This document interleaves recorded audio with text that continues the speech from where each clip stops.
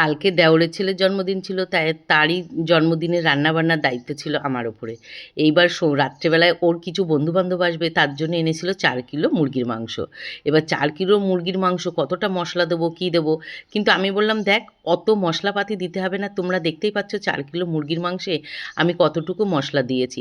প্রথমে দিয়েছি পেঁয়াজ, ওই 250-300 মতন পেঁয়াজ আমি কুচিয়ে নিয়েছি, তারপরে দিয়েছি 3টে টমেটো, দিয়ে তেলের ওপরে ভালো করে একটু ভেজে নিয়েছি। তারপরেই রসুন বাটা 5 চামচ, আদা বাটা 3 চামচ, আর 6টা পেঁয়াজ গ্রাইন্ড করা দিয়ে আমি ভালো করে কষিয়ে নিয়েছি। নিয়ে আমি তারপরে এক এক করে সব মাংসগুলো দিয়ে দিচ্ছি।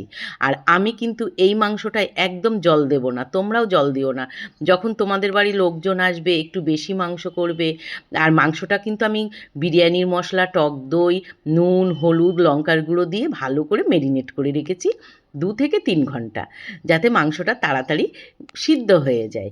আর তোমাদের বাড়ি যখন লোকজন আসবে এরকম অনেক মাংস অথচ ছোটো ওভেনে করবে, এইভাবে করবে, তাহলে দেখবে। আর মাংস টাংস না বেশি মশলা দিলে টেস্ট হয় না, বরঞ্চ সেটা কেমন নাল নাল টাইপের হয়ে যায়।